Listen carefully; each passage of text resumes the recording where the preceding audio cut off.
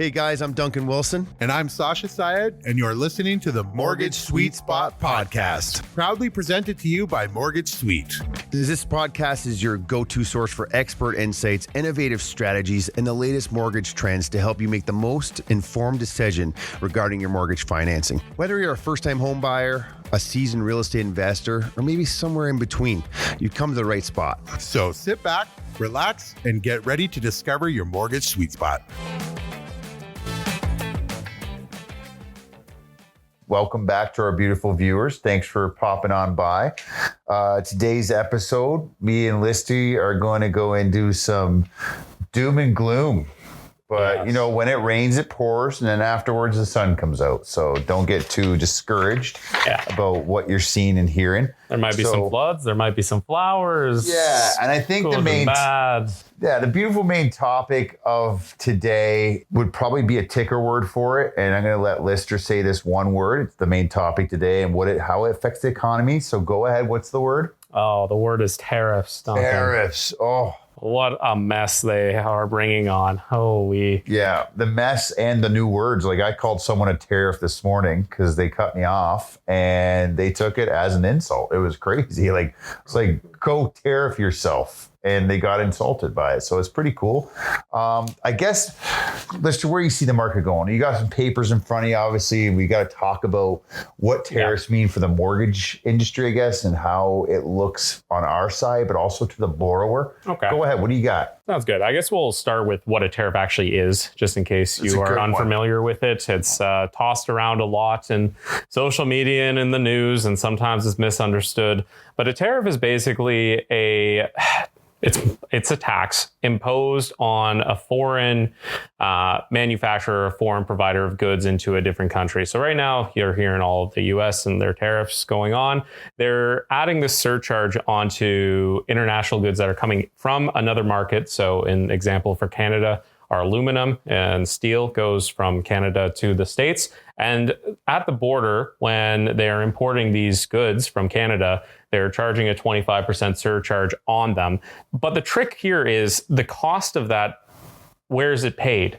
It's usually passed on from the business to the end consumer because most businesses don't allow for 25 to 50% to 140% margins within their profits. Yeah. So they have to pass along that cost on to the end consumer in order to turn a product, because now that tax is just an additional cost of production and a cost to acquire the goods. So that steel that's coming in from Sault Ste. Marie to Michigan auto plants in order to turn into other auto parts and maybe the frames for cars, that cost gets added into the cost of the final car that is then passed along to the consumer. And any number of other goods this is going to be applied to. So they're usually meant, and I'll give the Trump government their dues and why they're trying to implement these things. It's in order to protect your own domestic industries from foreign competition. Economy of scale, if you want to look at it. Maybe, not really. Economy of scale, meaning if you produce it in your own country cheaper and you want to keep it there, you'll tax everybody outside your economy. So really, yes, it's economy of scale. They're trying to achieve economy of scale. Oh, don't make me do this to you, Duncan. Not on your own podcast. Economies of scale is when you're producing at a large scale in order to reduce the unit cost of the good that's being produced. So right now, what is America trying to do right now? Trying to produce mass scale their own products to keep it in-house and monopolize their actual product. Yes, they're trying to shield their own domestic industries and also incentivize. But they don't actually have a domestic industry right now. They're trying to bring domestic industries back currently right now. That's what they're trying to do, yes. But right now, for instance, say an iPhone. An iPhone can be produced a lot cheaper in China. Apple's made all their investments into their factories. Make it cheaper in America? No chance. Labor is significantly cheaper in China than it is in America, unless they are doing some kind of economic magic to bring that manufacturing back in through some kind of automation, robots building the iPhones, then it's just not going to work out. But then again, I only have an undergrad in economics. I don't know all, but big flex there, guys. In general, the idea being just an undergrad. The idea is that you are going to be shielding your own domestic market, making it more expensive to buy steel from, say, Canada, in order to protect your steel manufacturers within the United States or vice versa, wherever the tariffs are being applied.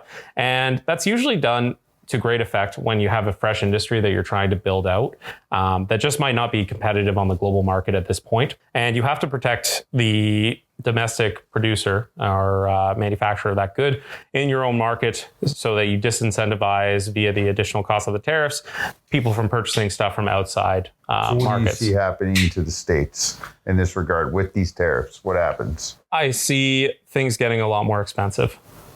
To the across the end board, consumer, to right? the end consumer, yeah. Because I mean, today, and this is tough because it's changing day to day, and it's unprecedented confusion of things going on. But everyday consumers who are hit with these tariffs are going to see the cost of anything that doesn't come from your domestic market go up. And then if things come to be manufactured in the domestic market that were built with cheap labor elsewhere, those costs are going to go up. So what we're probably going to see over the next 12 months, I would say, is a lot of inflation unless we get back to free trade, because the whole point of free trade is comparative advantage. Okay, go into that more. Why inflation? Why is inflation going to be going up? Because you have this artificial additional cost of the tariff coming in at the border for every good that's coming in from another country. We've also applied tariffs to American goods in order to disincentivize that. Which ones, do you know? I think it's a blanket tariff on everything that's coming in from the States right now as a retaliatory measure. So literally just because that individual cost for that maybe unit that's gone up is just going to add to the inflationary pressures in our country. Exactly. Is that what you're trying to say? Everything is going to become more expensive because free trade eliminates cost for producing goods. By being able to move goods back and forth between borders with no additional tariff, say everything's tariff 25%. If there's no tariffs, everything is 25% cheaper. If there's a blanket tariff of 25% on all these goods, everything becomes 25% more expensive. And that cost gets passed on to the consumer. No problem. Let's talk about previous to this, even this whole situation. Was there not originally tariffs already associated with certain items? With certain items, yeah, but there was Like also milk, free trade agreements. things like that. Yeah, you know, you had NAFTA and then UMESCO more recently, and those were treaties between Canada, US, and Mexico to determine free trade for certain goods, like auto parts. Certain goods, right? Yeah, like Not Windsor. all goods. So there was other goods. What's the biggest, like this tariff? They say tariffs, but there's always been tariffs previous to this date. Why is this one the biggest, you think, in your mind? What's your opinion saying? Just because it's blanketed. It's not targeted. Everything? It's not targeted. Yeah. You know, Canada, for instance, we have a tariff on our dairy that goes over to the United States, or dairy that comes from the United States to Canada. We allow a certain amount of it to come through the borders and to be sold in our markets. But after we reach that point of, you know, American dairy coming into our borders, we stick with that crazy, I think it was 150% tariff. And that's in order to shield our own Canadian dairy markets. Correct. And so they don't come in and demolish it. Exactly, because the U.S., big country, they can produce a lot to scale, and we want to protect our industries, and that is where the tariff is being used to protect the primarily Quebec dairy industry from American competition. And I understand the argument that, you know, these tariffs are in place, but there is free trade to a degree, or already organized in, you know, what was formerly NAFTA. What's the end game in your, like, knowing you got your undergrad, we know that, which obviously look at the way he's talking, it's great, is not like, honestly, I'm learning my stuff here right now too. But what would you say the biggest gameplay is? Why is the States doing this? You said they can't make phones cheaper in the US. They can't do a lot of this shit cheaper in the US at all. So why do it? Like, what's the point? In your mind, in your opinion?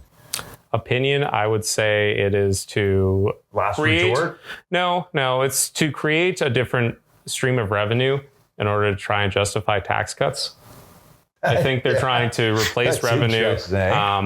Primarily, yeah, that's the main argument. I mean, there's arguments about the tariffs being issued on Canada being a matter of national security because we're allowing fentanyl into their country. Yes, yeah, which I know that was the way they got around all this. That was the way they got around it without going through Congress. But I digress. I'm not an American political scientist. But I think at the core of it, it's meant to add additional government revenues, protect American industries. America great again. It's meant to try and pull American manufacturing. Yes, that's the key phrasing of it. But it's one, produce a new revenue stream. Two, try and incentivize these multinational companies to move their manufacturing centers into America to provide American jobs. And re-industrialize America. Now, where that works, I don't know.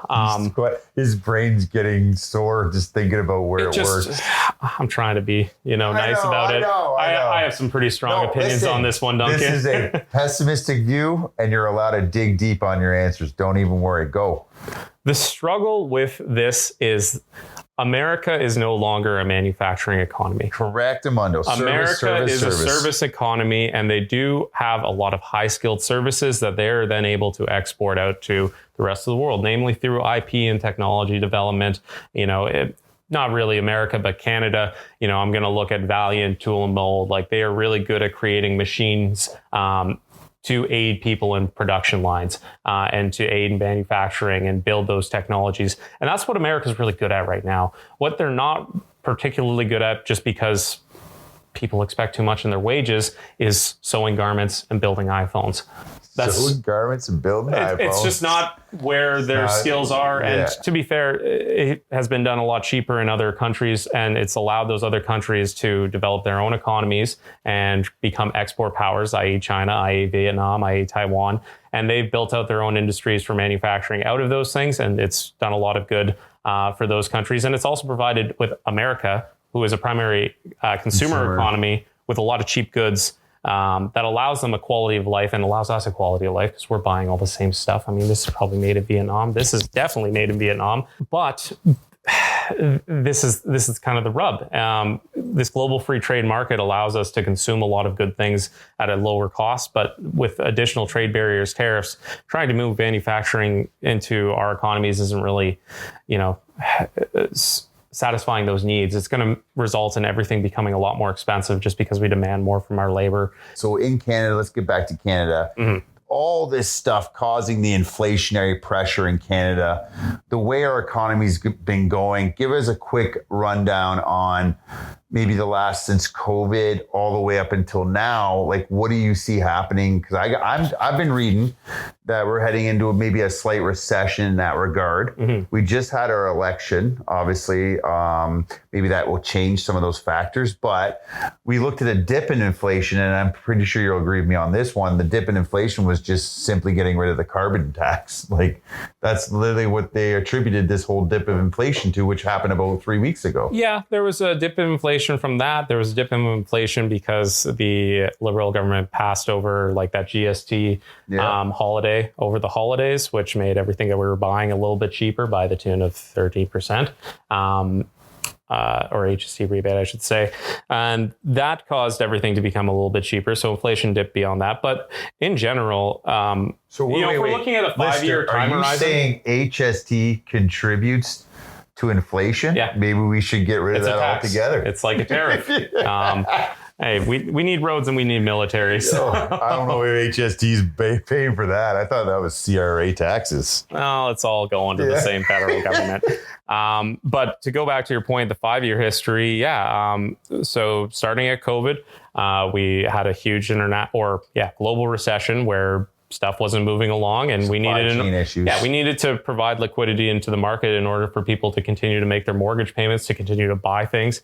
And by people buying things and having that, liquidity, they were able to then reinvest in the economy via purchasing housing, purchasing groceries, purchasing anything in the economy. It kept things flowing. And that's why they slashed rates to near 0 or 0%, because they needed people to spend money. And that's what all the government or the fiscal stimulus via the CERB checks and everything else along those lines was geared towards giving people money that they could then spend so that businesses could continue to collect revenue so that they could continue to spend and keep the economy afloat.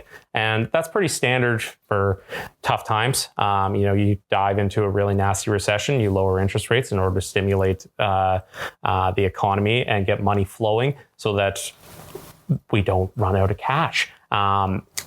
But with all that new money that was printed via quantitative easing during this time, over the course of 2021, 2022, we started to see inflation kick in because you have all these new dollars that weren't in the economy. You said the word quantitative easing. Go ahead. Explain that to an 8-year-old. So quantitative easing is basically introducing new money into the economy. at a low interest rate. It's a weird, convoluted way where they issue new bonds, and then the Bank of Canada buys those bonds, so the government then has those, or the cash for those bonds, to then spend via fiscal policy and other methods and inject that cash into the economy. And that results in additional borrowing capacity. That results in new dollars floating around, which is why we saw in, for instance, real estate, there wasn't a huge increase in real estate over the course of those 2-3 years after COVID, but there was a massive increase in the money supply. So people had access to more liquidity via mortgage rates at low interest rates, and they were able to qualify for bigger and bigger loans that they could then use to then bid up prices on real estate and housing. And that's what caused those prices to go up. So this is the rub. If you lower interest rates and you try to stimulate spending by incorporating all this new money, then you see the price of everything go up because you have a fixed supply of goods, or a slowly growing supply of goods, but an exponentially faster growing supply of money and demand for those goods, because people have this borrowing capacity. And that's what jacked up the housing prices. That's what jacked up everything as far as the cost of borrowing. And everything's jacked up. It's slowly coming down. We've seen some houses go down lower in the last year or so. Yeah, in general, the metric that the government's used to track all this stuff is the CPI. And that's a aggregated index of the cost of everything, a common basket of goods that consumers are spending money on, the merits of which we don't have to debate here. But that CPI figure has been going down over the course of the past couple of years because the central bank has increased interest rates and disincentivized borrowing and disincentivized spending. Well, not necessarily disincentivized spending, but disincentivized borrowing primarily. They don't want people. Interest rate, obviously, we saw the increase, guys. We're doing 5-year fixed about a year and a half ago, 2 years ago, at like 5.5%, 6%. Now we can get a good, and this is my plug, we could get, you into a 5-year fixed at maybe 3.89. So you're getting into those lower rates, but when does it look like a recession to you? I mean, right now.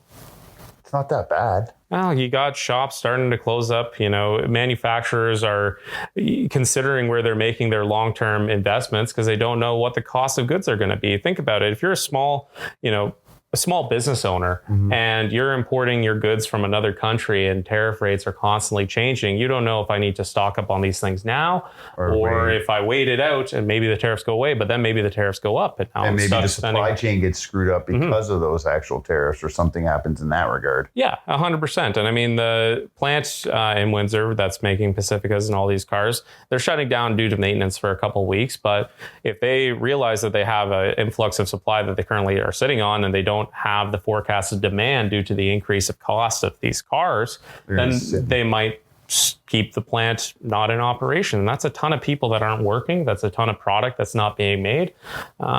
It's not great. And I mean, tying it back to real estate, people are becoming a little bit more tepid because they're not sure where the economy is going. They don't know how secure their employment's going to be. They don't know how secure anything's going to be. And they don't want to make a big purchase without that certainty. And in the world of finance, you've been in it for 20 years, certainty is really, really valuable. Knowing where things are going to be in the next 5 years, or at least have a general idea of it, is really important to making those long-term investments and long-term decisions as an individual, but also as a business. With all this uncertainty, people aren't as confident in the Canadian government. They're not as confident in the American government as far as their treasury yield. So usually when we're going into these recessionary times, people are pulling money out of, say, the stock market because companies are forecasting lower profits due to all this uncertainty, and they're moving it towards treasury bills. It should go into the amount of money that companies on the TSX stock exchange borrow nowadays compared to what they used to borrow as well, because that's gone up huge. It's gone up massive. And I mean, on the flip side of this coin, though, remember, uncertainty does breed opportunity sometimes. Of course. Yeah. And at the end of the day, if you find a house that you like and it's in your budget, then by all means, bring it back, bro. Go after it. And get a good rate from us. Yeah. Still get a good rate. You might be dealing in a less competitive market, but also make sure that you have your budget, your safety net put aside. And hopefully, as we progress through this really turbulent initial 3 months of the Trump administration, things clean up. Now that we got a federal election underway or out of the way on our side, maybe we actually get some treaties. I don't know. Wow, that'd be amazing. Let's talk more about this thing, because this is going to help out our borrowers. But guys, you got to understand, getting a mortgage, all this tariff talk and all that, and we're running a beautiful mortgage show, and it all ties into this one thing. When the economy gets tightened up like this, when it constricts itself, and money flow is not out there as big anymore, it's the money's not flowing like crazy, you're going to notice mortgage applications becoming a little bit more stricter as well. Yeah, I've been seeing a little bit of it. Nothing too much where, they're shutting off the taps to Windsor because they're concerned about manufacturing. Nothing like that just yet. But They'll never do that. You better not. Hopefully not. Looking at you. Stay here. Yeah. Looking at you, man. Yeah, no, I would say lenders are a little bit more diligent, but that's also just our regulators getting more teeth with FSRA and OFSI coming into play, which was needed. It was. I agree. It's important to stem off fraud and money laundering and all these other aspects, because it makes our systems more secure. And that's a role that government should be fulfilling. Regulating things and making sure that it's a fair and active market where everybody that's trying to honestly act within it. Okay, I want your opinion on this.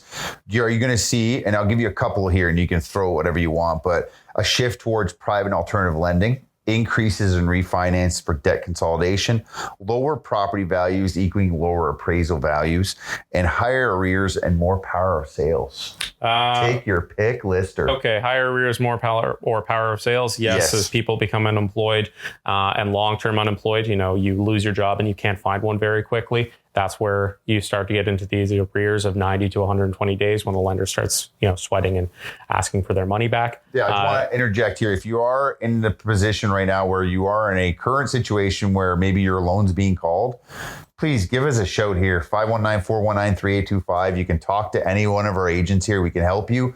Instead of losing the house, we can set up a beautiful exit selling the house situation where you at least get to keep more of your equity and keep the controlled process. Continue though. Go ahead. Lower property values. Lower property values on appraisals. That's going to depend on the market in general. Right. Pockets of because all those appraisals are being based off of comparable sales within the market over the past 3 months. So if demand for these houses does tend to go down, as it usually does in recessions, those prices do decline because there's fewer dollars chasing fewer things. People are more, like I said, tepid about making big purchases. So there might be less demand on the market for that $650,000, $700,000 home, but that's going to vary market to market. I know, and everybody's getting mad at Jimmy at the end of the street for selling it for 20 grand under list. There's that. Why'd you do that, Jimmy? There's that. And then, in other markets too, Toronto's experiencing this really bad with their condo market, where it's just an incredible influx of supply for less than desirable 400, 500 square foot condos that were built as investment vehicles more so than anything else, than somebody buying it for themselves. So that demand is drying up a ton, and the price of those condos are going down. And there's nothing inherently wrong, in my opinion, as somebody who's young and trying to keep housing affordable. I think that is a name that I hope the new federal government goes after for producing low cost housing in order to make it accessible and get people that starting point of entry into the housing market, so that they can stop paying rent and start paying off their mortgage and building their wealth that way. Also just have the pride of ownership of owning where they live. I think that is a huge point of disenfranchisement for anybody under the age of 35 in Canada.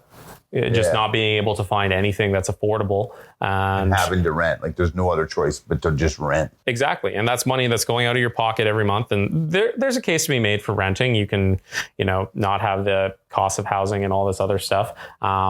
But most people would love to own. They just can't. They just can't do it because they don't have 200 grand kicking around in the back pocket for a down payment, or they don't make $300,000 a year. Or they do, they just don't know how to save their money. That too. Yeah. Seen those a couple times. Yeah. But in general, that's something that I hope the new government engages in, creating a fresh supply of low-cost housing via this Build Canada Homes program. That's an interesting one. That's the new program coming out? That's a new program. I mean, their mandate's pretty similar to CMHC, but in general, it's a Crown corporation. and again, I'm speaking from a very brief understanding of what they pushed out, a Crown Corp that is going to use its scale to partner with builders in order to build cheaper housing units, in order to build more housing units. I mean, they got a 10-year goal of $500,000 or 500,000 homes a year.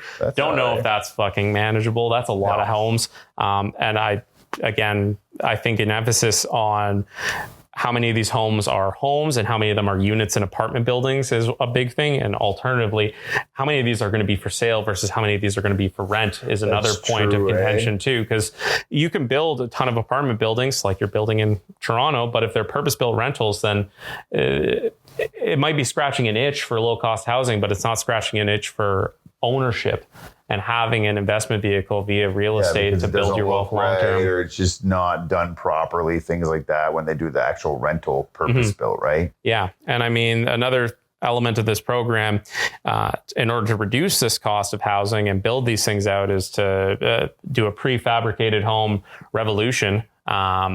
Which the cost of building a home in Ontario in general is around $280 to $400 a square foot. Oof. And then in Windsor, it's $320 to $550. Holy traditionally.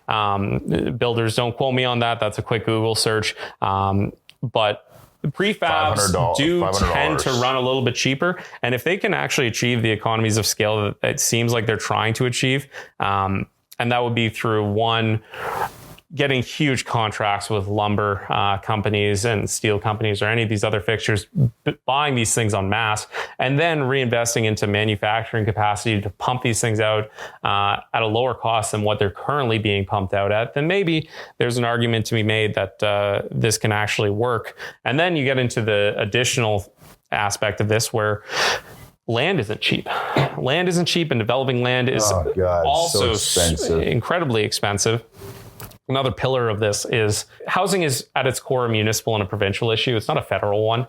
And I wish it was sometimes. Well, I mean, but they need to hand it down for it to be cared for at that certain level, obviously, right? And there's a huge issue right now with development fees, and nobody's building houses. Windsor just increased theirs too? There's a proposal in place. I don't know if they finalized it yet, but it's an increase in the city of Windsor of $42,000 to $73,000. Yeah. For development permits for single family homes. 40% or something going up or something like that. Yeah, it's massive. And I get it. Municipalities need money in order to build sewers and maintain roads because they kept and all this other stuff. Mill rate the same as last year. That was the biggest thing. Like you saw them going, oh, there's no increase to property taxes this year. 3%. We're jacking up the actual construction costs. Like I don't actually get it, but go ahead. You got anything else? I got a little bit more to go on to this housing plan. Let's go. Hurry up. Because like I said, this carrot in this is the federal government's going to kick in up to 50% of those development fees for new developments. Okay. So, I mean, you're robbing Peter to pay Paul. Why not just give it to the city to lower the costs? I know. It's interesting. We'll see how it goes. Hi, Peter. I'm going to give you and Paul, and Paul's going to give me the money back, and I'm Peter, and we're paying Paul to pay Peter. Exactly. It's robbing Peter to pay Paul, guys. If you guys know the reference. Good expression. Yeah. There's a bunch of other stuff here when it comes to trying to expedite development timelines, issuing of permits, cutting of red tape. All of this to be said, an additional one where first-time buyers are going to be exempt from GST on new builds, which up to $1 million. Could be a sizable savings at that $1 million mark. But again, how many first-time home buyers are buying $1 million homes on their first go? Only the ones that don't get advice. Only the ones that come to you with the offer. Or they have a sizable donation from the bank of mom and dad. There it is. There it is, which happens in Toronto, I think, like 60, 70% of the time anyways. Yeah, a bunch. I think the average gift is like $110,000. Yeah, it's an interesting plan. We'll see what they make out of it. It's hard to be hopeful for 2 pages worth of documentation. A lot of things need to go right in order for it to do what it's supposed to do, but we'll see. I'm honestly hopeful on a paragraph. So this 2-page thing makes me seem really excited, but just knowing the past history of what the government and all their programs that have coming up in the mortgage industry, the housing industry, all of them fall flat. Every single one, except for the ones that cost the borrowers, like the PST on CMHC insurance. the insurance premium is going up. But every other program where they've tried to develop homes seems to have just gone nowhere. But I hope we'll be back in about a month. Lister's going to bring back an update on that. Yeah, I think we'll this all tracks through to one big thing, guys. As a borrower, because this is our borrowers and hopefully some future investors for Erie Shores, they're watching. But I say now is the time. Back in the day, you would have this sales approach to mortgages, selling. And that's usually in times where people didn't care. They had such a cheap rate. I had a guy 1.6% asking me if I could get it lower. And then I had to reply back to him, and this is in 2021. Do you want us to just, pay your mortgage payment, for God's sake? So with low interest rates, you have this time of like, people don't need advice. They don't really care. They're approved for this cheap payment. People are becoming smarter as an economy as well. Everybody's now realizes that tariffs actually exist. I know listeners already knew all about them, but a lot of us, going to a regular job every morning, going home, didn't realize tariffs were such a big deal. I think it's been brought to light along with this inflation. For God's sakes, there's posts pretty much, I would say thousands of posts go out every time the prime rate changes. Now, I've been in an industry where prime rate wasn't even a discussion. It wasn't even like, it was just, what's the mortgage rate? It wasn't, is prime rate going to drop in 3 weeks? When's the next announcement? So it's a lot of that. So I'm just going to say this, guys, get advice. Come in and see Lister, sit down with them, go through the economy, go through the market with them. You obviously see he loves the economy. He loves talking about it too. He's passionate. This guy's passionate over here. Yep. So I would say this, now is the time to get advice when you're getting a mortgage, not selling the rate, not selling the best rate. Sometimes the best rate isn't actually good for you. Sometimes it's actually good to get advice saying, okay, take an extra 20 beeps, but you have this much maneuverability, or you can transfer the mortgage, or you can port it. There's lots of options, but I just implore everyone that's watching this, get mortgage advice. Don't get sold on a mortgage. Get mortgage advice. Mm-hmm. And I'm going to leave it here with Lister on the last notes. Do you have anything else to add, my man? Yeah, I'll chime in on that one. Everybody wants a home. Nobody wants a mortgage. So if you see an opportunity to acquire that home and you need the mortgage in order to get it, there are ways to make it work. But we do have to make sure that it works. So that's evaluating your industry, evaluating your income, seeing how much of a buffer you have in your month-to-month budget. But at the end of the day, as long as you can get your 4 walls and a roof, if that's what you want, then we're happy to help. Yeah, there it is, guys. Thanks for coming in and watching. We'll be back in a month with our update. Cheers. Ladies and gentlemen borrowers, thanks for tuning in to the Mortgage Sweet Spot. If you have any suggestions for upcoming episodes or questions for our hosts, me and Sasha, throw them in the comments below. And if you enjoyed the podcast, please subscribe to our channel on your preferred platform. We're available on Spotify, Apple Podcasts, or you can check us out on YouTube. Once again, thank you for tuning in, and we'll see you on the next one.